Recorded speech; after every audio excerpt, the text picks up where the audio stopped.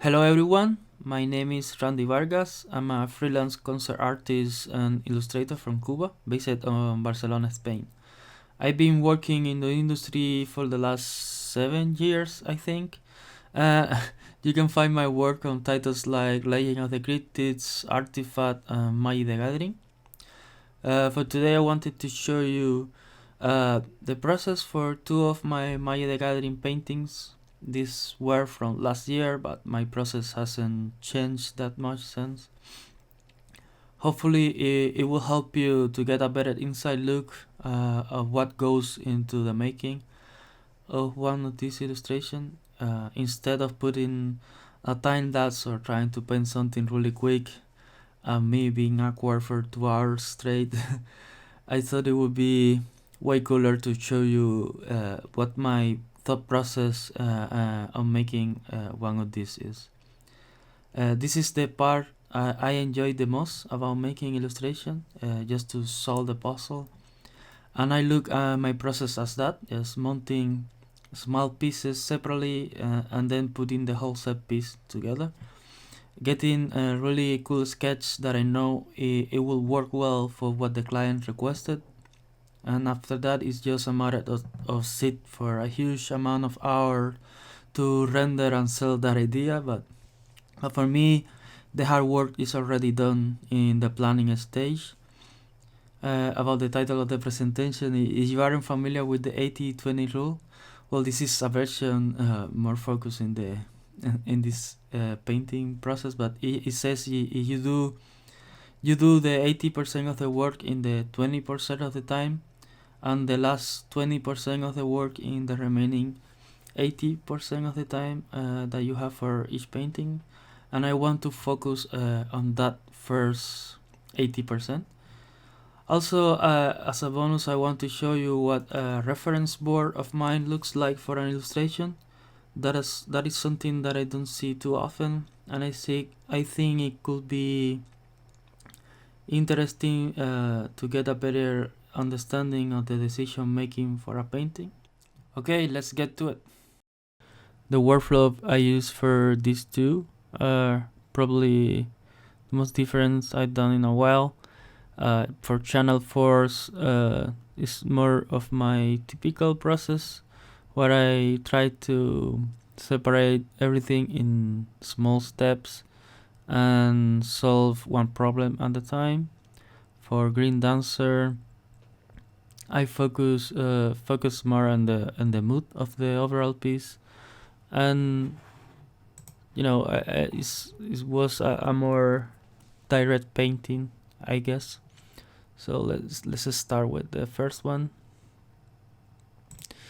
Like I said, this piece was mainly about the mood that I wanted for the piece. Was requested for the art director, and let's begin with the art description. So, a skittering nightmare creature with a scary white skull-like pattern on its head, with no flying, and the mood you would do anything to get out of its way. I immediately thought of Alien. That exactly the mood I wanted to capture. As you can see here in the reference, I got 2 screen grabs from that. This creature for Avatar. I really like the idea of having like 6 legs or more, and like a long tail. Not so early. I gathered some legs from creatures that I found on Pinterest. This maquette sculpture of a weird creature, insectoid thing, a monkey. I love the open mouth thing here. And I think this is one is for Elder Scroll trailer or something like that.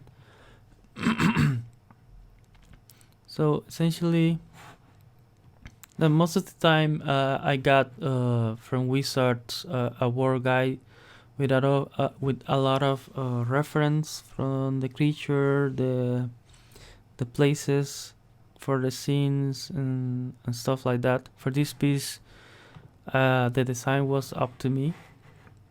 So that was the first step. So I did a quick design. So as you can see, it's really dirty, like just a flat brush. I did a quick shape, and then added a couple of colors to get some separations.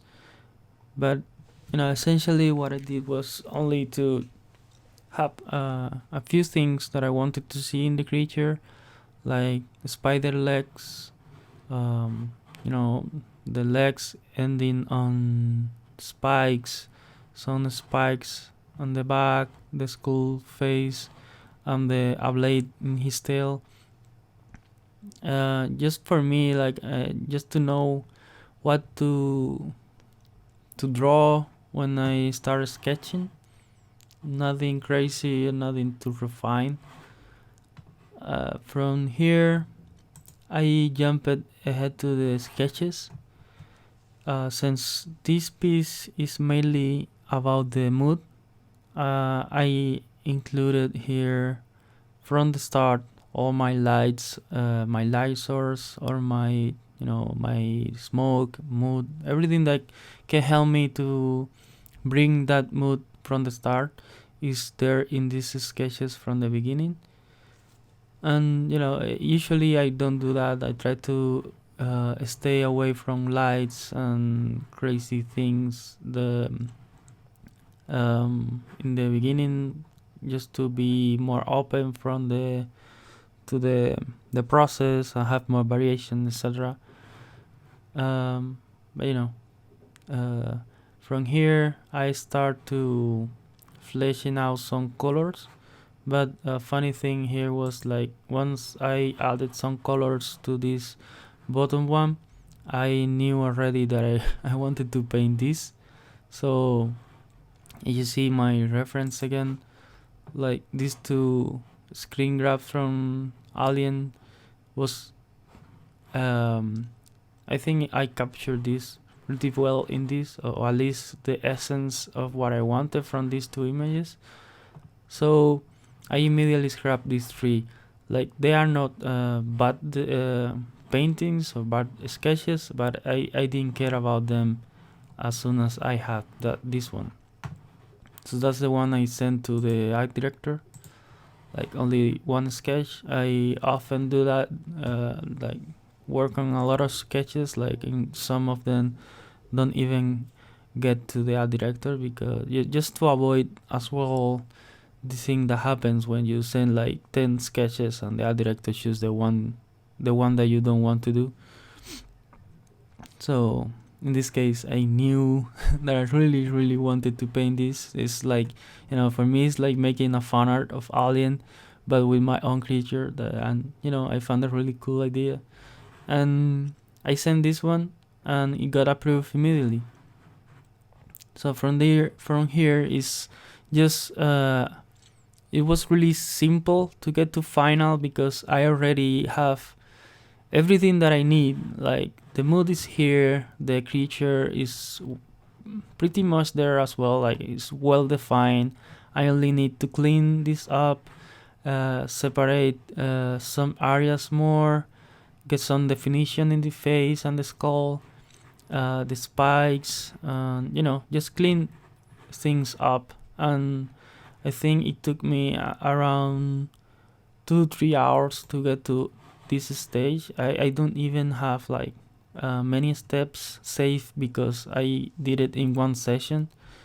And but essentially because of that, because I already have everything that I needed to get to here from the start.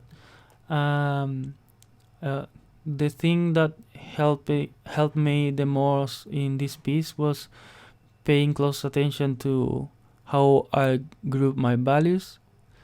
So essentially what I mean here is, I don't need the spectator to spend too much time in this area here. So I group all those values like really close together, and get a lot of everything is you lose all these details in these areas, and get a lot of contrast against these other areas that are on the opposite side, like all group in the, with a really high value, a lot of intense values here.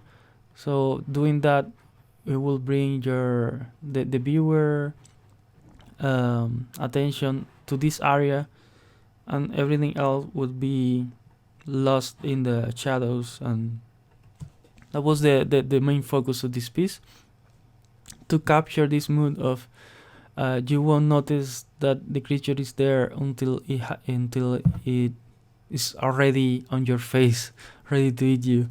So yes, I was really happy with this piece, how it turned out.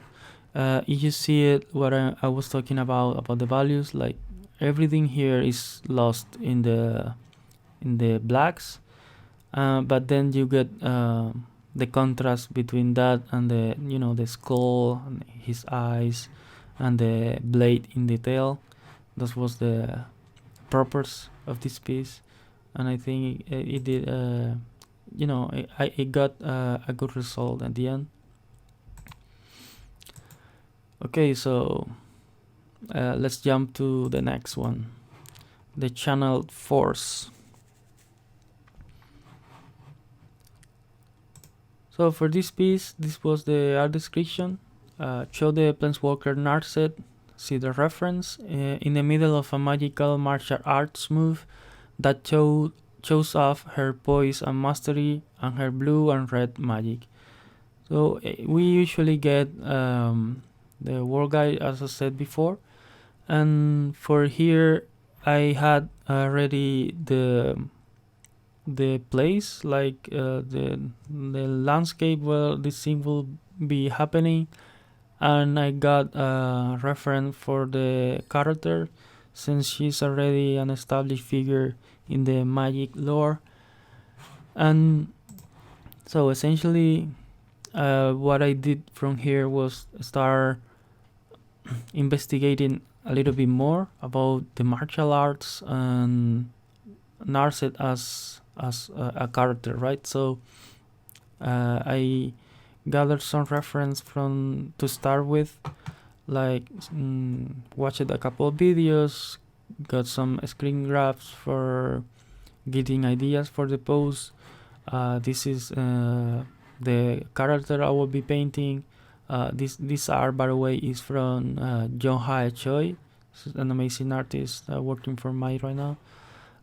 Some movies, I think, these two, that will help me as well to movement, this cloth pattern, all the things that I wanted to have from the beginning. And from here, I think my I focus I gravitated towards Tai Chi. I think I really like how the pose feels, like they're really beautiful movement, and it translates well the idea of like a master that already accomplished the maximum level or expertise in its arts. Obviously this is completely uninformed opinion, because I don't have a clue about martial arts, but just for what I see of and the aesthetics of the movement, that's what I choose it for this piece. And from here I start working on my thumbnails. I didn't find my thumbnails, but essentially are really quick scribbles just to get the idea for the pose and all that. And from there, once I know what pose I will be choosing, I pick a couple and start designing this phase of my sketches. This is what I usually do. I try to avoid a strong value differentiation from this point. I only focus on the local values, non-strong lies yet, and trying to capture the best way possible the pose and the movement of the piece. Pay attention to strong compositional lines, and how I frame my scene. And as you can see here in these three are portraying different stages of the movement or battle scene or something like that. And with the three, I wanted to capture different moods and effects. So I tried to think what is the best framing solution for all these ideas, and I approach it like it's already pre-built scene, like this already exists, and I'm just visiting this scene with my camera and try to pick the best frame and the best lens to start working on it. So in the first you can see I tried to capture the essence of a 35 millimeters lens, a 50 and a 200 millimeter lens. Essentially what I tried to do with that is this, like with the 35 millimeter lens you will get a lot more of distortion in the lines, like you barely can have straight lines, everything is distorted, your character will look way larger than the background, and you get a lot more of dynamism. If you have a strong pose like in the sketch here, all that dynamism will increase like a lot more. So then we have a 50 millimeters. It will put the spectator in the scene. If you have your horizon line eye level of around this area, it will feel way more natural because it feels like you are there with the character, and it is it's the closest to the human eye, so everything will look really as you will see it for yourself if you were there. Then you have the 200 millimeters. This will make everything look flat, but at the same time you will get your characters in proportion with the surroundings. So this is a good lens for using in scenes with a couple of characters interacting with each other and with the environment that is close to them, for large scenes and things like that. At least in my opinion, that's what I try to capture when I think in these terms. I can recommend enough Frame It In by Mateo Maestre's amazing book that will help you get get a better grasp on these fundamentals of framing and composition and all that. So continuing on with this, the next step for me is designing my lights. This will help me to avoid even light distribution. If you have even light distribution in your piece, it won't be as clear where is your focal point, and it's really hard to read and all that. And also will help me to create a clear path for the next step, that will be adding colors to my sketches. In this case, I knew Narset will be facing the camera, and it will have like a huge magic effect. Since this card is a spell, I needed to focus mainly on that.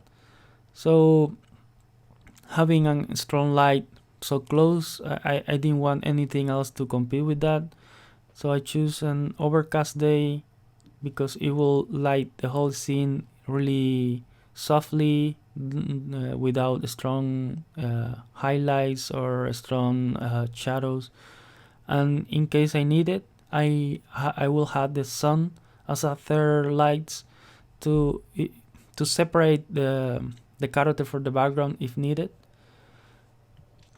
So this step is really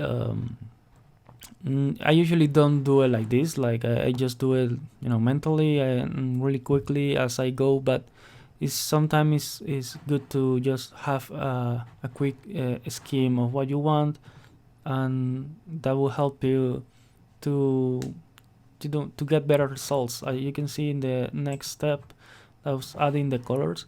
The three sketches have really similar lighting because I already planned that in the previous step. And I use two main lights in these two, and use the sun in the third one because it will add this halo around her that will capture a more cool effects, I think, in on my opinion at least. um Once I'm here in this stage, it's just a matter of choosing what sketch I want to send and what not. In this case, for this painting, I really loved the three of them. I knew right away that the second one was the one that my art director will pick because it's the closest to the art description at the mood they were after. But I enjoyed the three composition, the three color schemes, so I was happy sending the three of them just in case they wanted to explore something else, and I will happy painted any of them.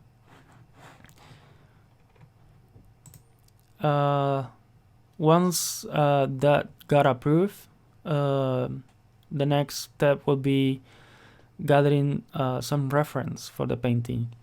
This is probably, well, it's not the most important, but it's quite important, and you should not skip it at all. This is really will help you sell your piece really quickly, and it's fundamental. Like essentially, I would recommend you to try to make a photo shoot if you have the chance.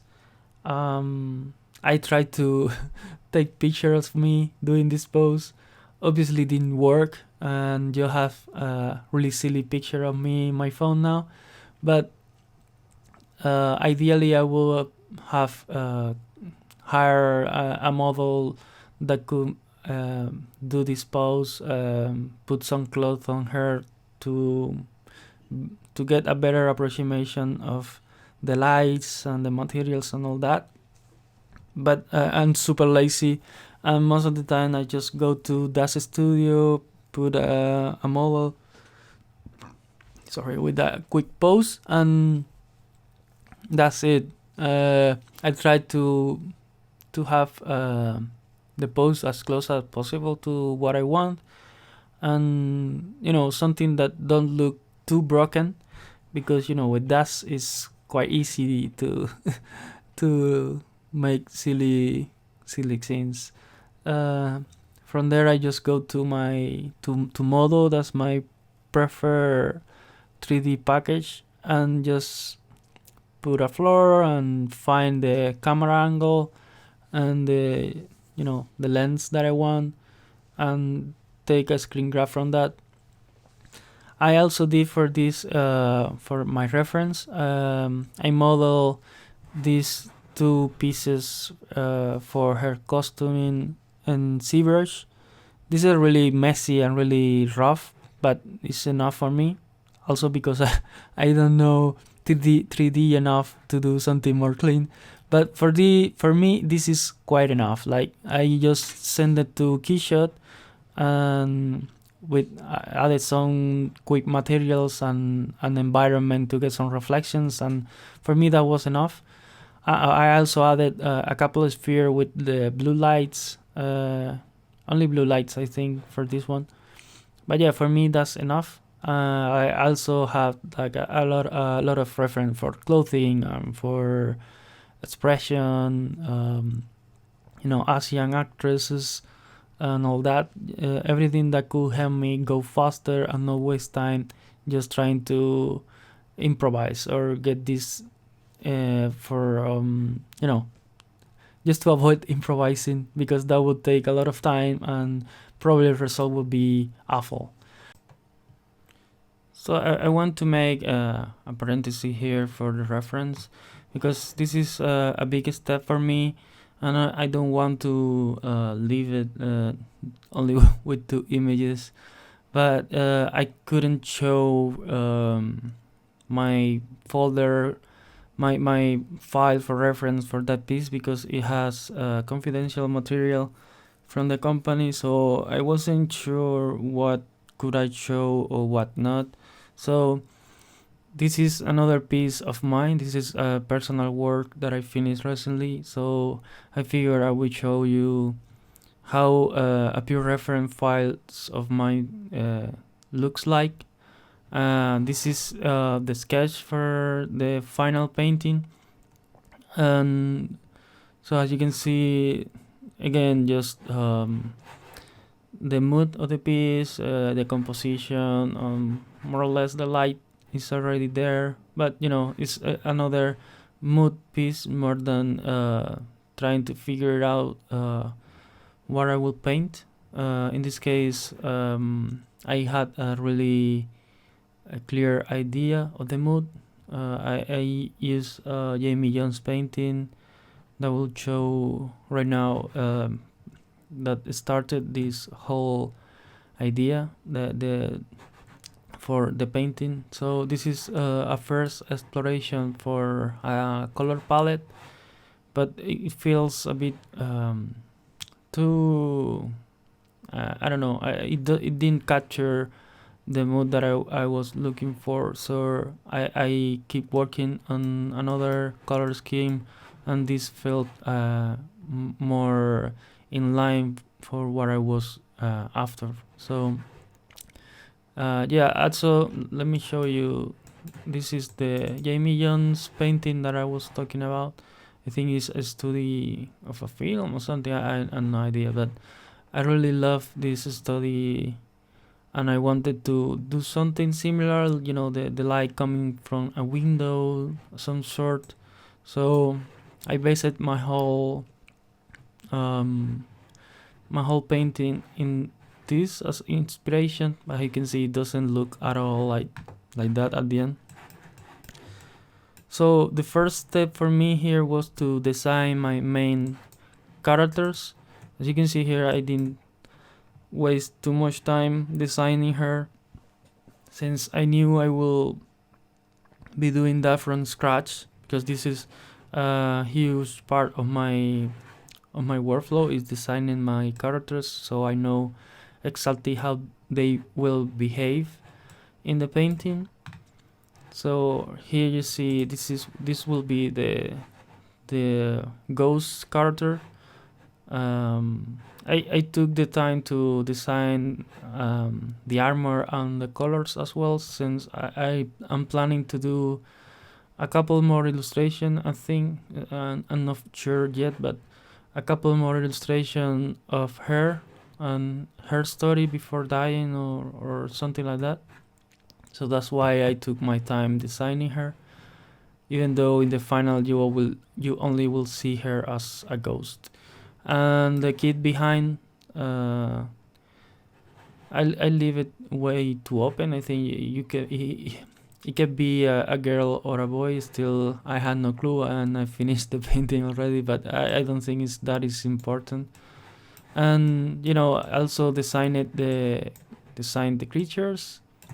As you can see, this quite of loose, because I knew from the sketch that I wouldn't need it like know exactly how they look, only maybe the head, a little bit of its back, and just repeating the same creature will be fine. At the end, I only use, I think, some of this guy and this guy. That was all. Next step will be refining the pose and the drawing. For that, I use another DAS 3D model. There is one that is really cool, because allows you to age a character for what you need, so you can make the same model a kid or an old, a grown up, and super fun to play with. And you can get a lot of custom characters, like really made for yourself. I didn't worry too much about the hands and the face expressions because I will be taking photos for that. Same with the main character, the ghost. I posed as close as I could the pose because I was having a lot of trouble trying to get this really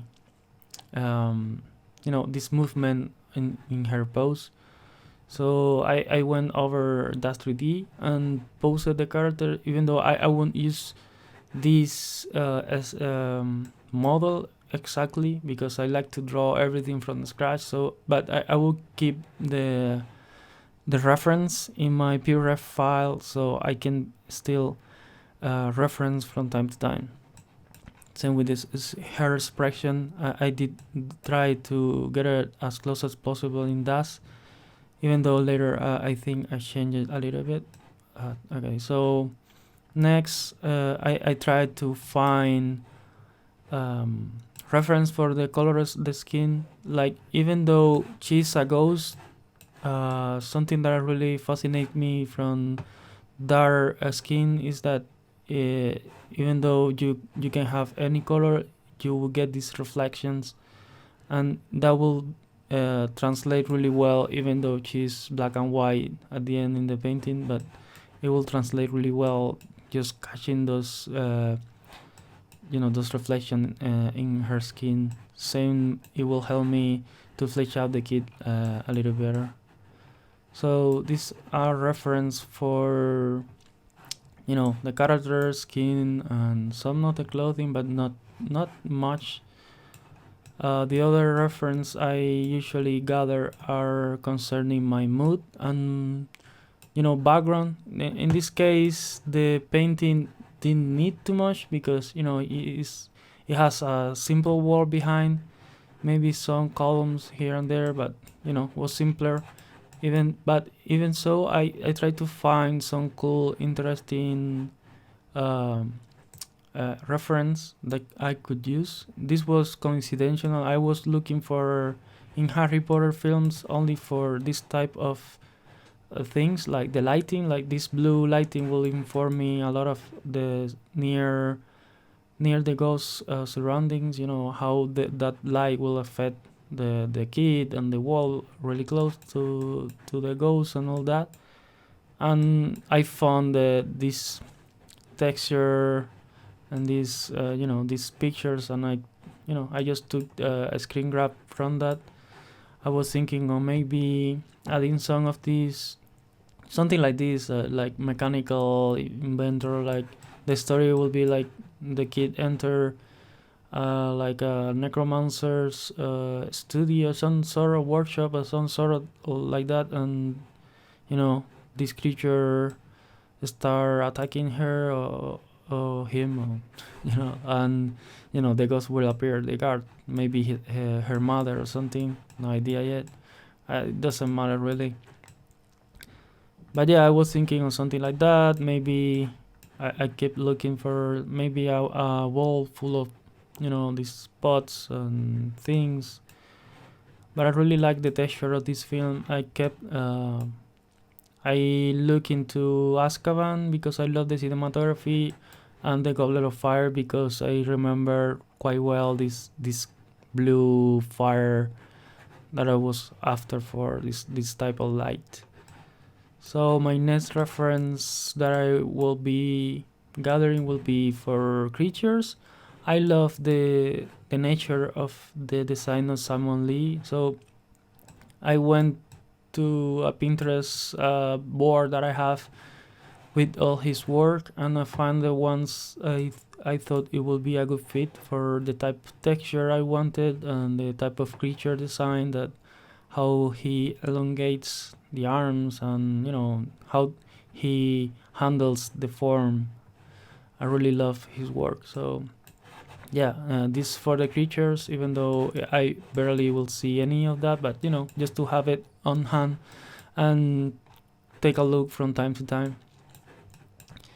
This reference I use them mostly in the character design phase, so I wasn't sure yet what final look it will have, so I just went over on Pinterest, grab a few things that will help me to just iterate the design, has something that I like it and something like that. I can see some models from Game of Thrones, photography, movies, cosplays, photography, a little bit of everything. So Lord of the Rings, again for the skin and pose, type of body, that kind of things.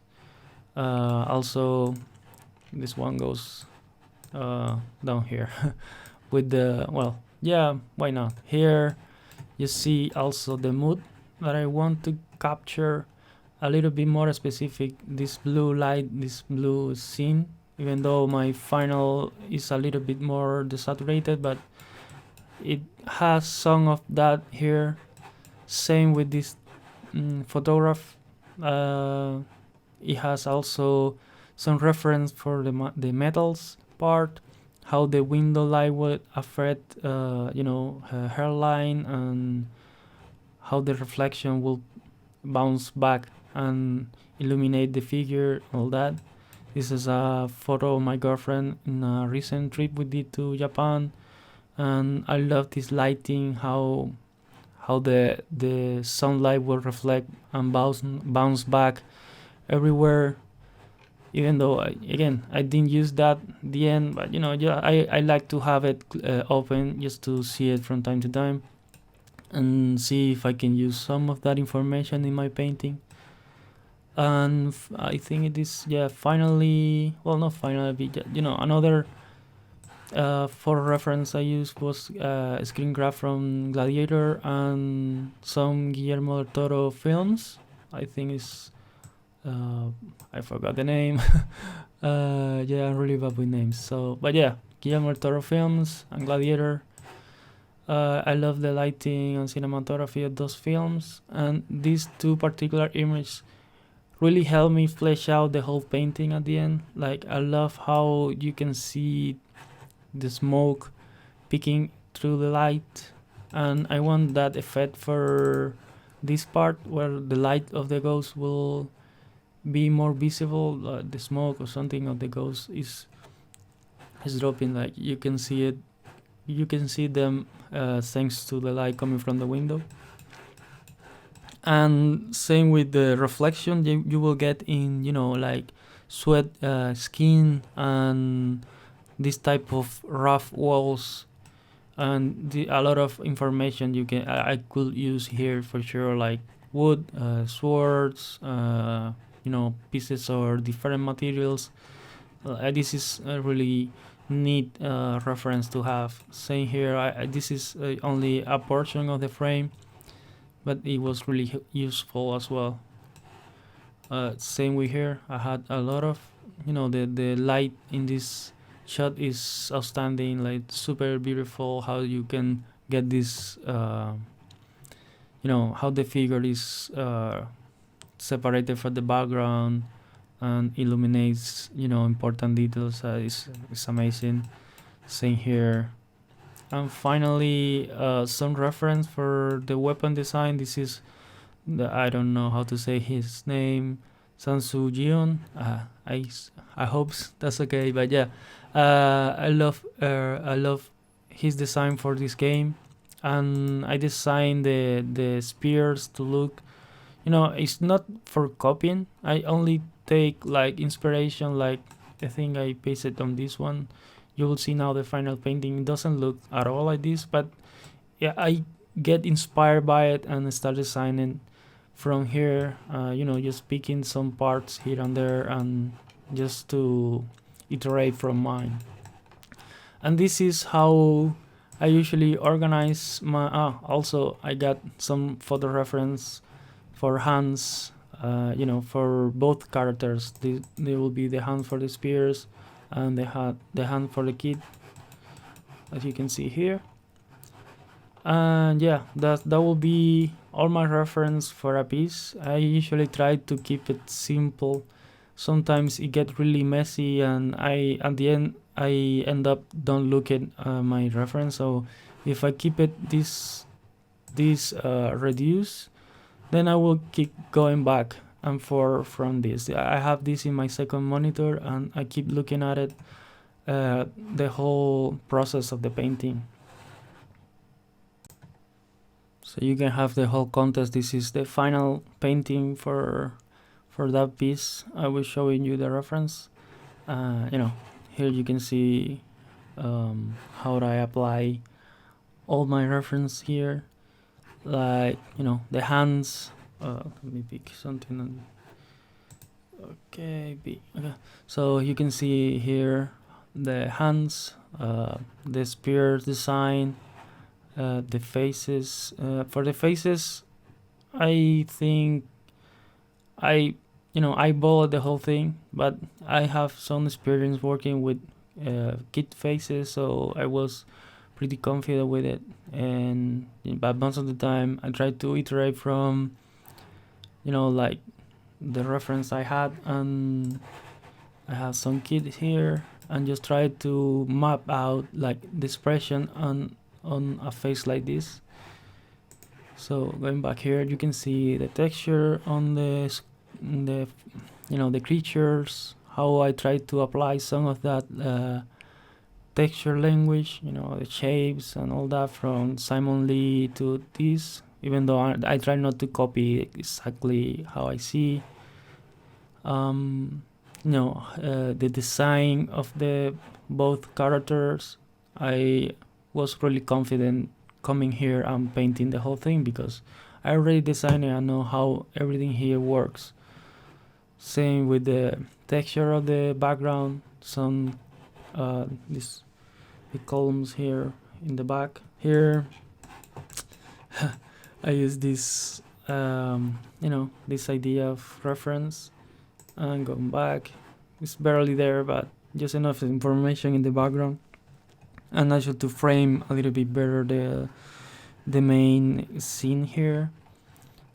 The ghost effects peeking through the lights thanks to the light coming from the window and all that, what I mentioned earlier. Okay, let's go back to the process. From here, it's just a matter of render time. Like the only thing I need now is just sit down and put some podcast, put some audiobook on, and start rendering. So let's dive in that process. As you can see, this is completely opposite to my Green Dancer piece. From here, I had to do all these steps before I even consider start drawing. So the first step here is to get the background. The background will inform about all the lights that would affect my character, all the ambient, the global illumination, all the reflections, all that. Even though I know that she will have this super glowy magic effect in front of her, but like for example, the chest piece and all the metal parts and the clothing, all that would be reflected in the background. And also it helped me to get something in there just to start working. So from here, more refining on the background, finding a cooler cloud pattern for the sky, adding some color in the floor, the ground floor, and fixing that as well, adding some perspective with my pattern in the ground. That will help me sell as well the lens and the distance and all that. From here, I just put a white layer on top, and in another layer I start refining my drawing. I think this is the exactly lines that I have from my sketch, so it was really almost there, but I need to clean this up a little bit more. As here you can see, I fixed some of the tension areas, like the shoulder, the arm. Well, this part here still look a bit weird for me, but I knew this part was a little bit messy yet, but since I knew I would be covering this area, I didn't bother too much. Like, I just need the main shapes to be in place. I didn't bother to draw up the fingers and, nothing that would take me time for now, because I knew I would be painting everything else again once I knew my colors. Here is my refined lines. I know they're really messy yet, but this is enough for me. I don't need to see everything super clean, and this is what I need for this stage. From here I just fill it with white, the whole thing. I just select it with the lasso tool, and from here I added my local colors. You can see I clean a little bit more the background as well. It's still quite messy, but I will have like a massive magic effect here. I will be covering most of the background and most of everything really, but just to have something in there, a placeholder that will be affected as well with everything that will come next. Here I started to map out where my magic effect will be. So also a little bit of debris already and dust flying around, but just to know where they'll be. I didn't bother too much there yet. So with these lights, what I wanted to do is to know where they will be hitting in the figure, like how they will be affecting the face or these metal parts, etc. Just to inform me a little bit more of my lighting. As you can see here, I just added a few multiply layers to start adding some shadows, mainly ambient occlusion shadows, because of the illumination that will be affecting the whole scene, the cloudy sky and all that. And just adding more details as I go. Here is me planning how the magic effect will act and how it will affect the environment near her, as well as refining a little bit more of the shadows and the lighting. So from here to here, it's quite a step. But what I do here, as you can see here, all the edges are quite messy. You can see some lines yet, but I don't really care about that. This is all these steps are only to get me to this stage. Like, I already have the colors of these areas established, so I know the chick will pick some of this light. Here we had some shadows, same with here. So once I am at this stage, I can flat all these layers and start painting as I did here.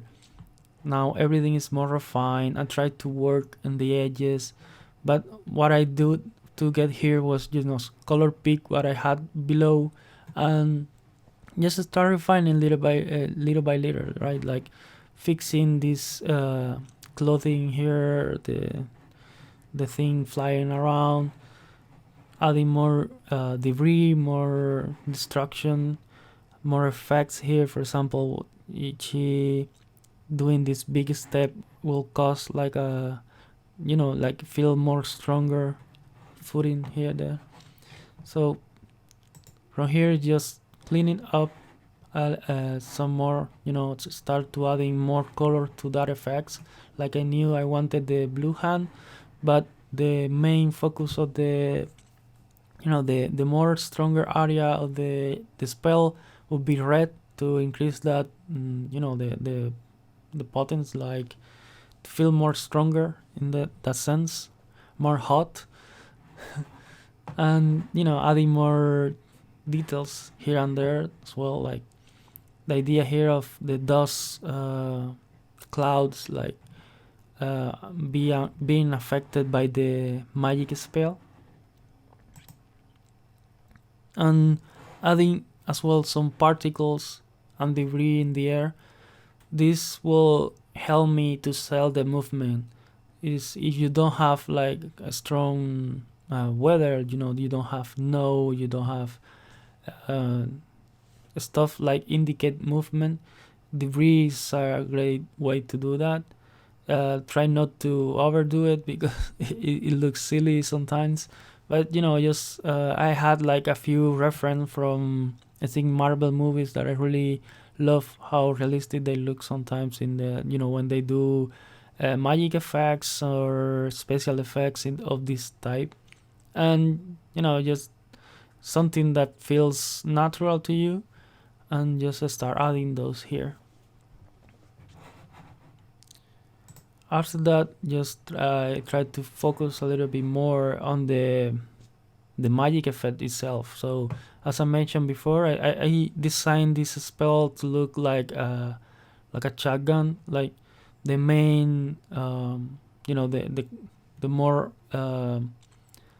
the more powerful impact point will be like this red beam of light, and the sound wave effect of the blue will be like the fire coming up of the gun, and that will be also causing all this near air destruction and getting all this debris flying around and the dust clouds and all that. As you've been seeing, I've been refining little by little the character as well, or adding small lights here and there, some more refining. Okay, go back to where I had, and here I did this step that I like to use sometimes with magic effects of this type, where I just use my smoosh tool and I put it in to affect all the layers, and just smoosh a little bit where near the intense areas of the magic effects, like you can see here, distorting the air, sort of, that kind of effects. I think it will sell some of these expanding wave, and it looks cool, at least for me, and I don't have to add like lines, action lines. Like, yeah, I think does look more intrusive sometimes. Like you have like a character swinging a sword or something like that. I hate when people put like the movement as something visual. I like when that visual effects is more like a distortion reality, because it's so fast that it will change, it will distort the air, sort of looking like that. So this is what I sent to my art director.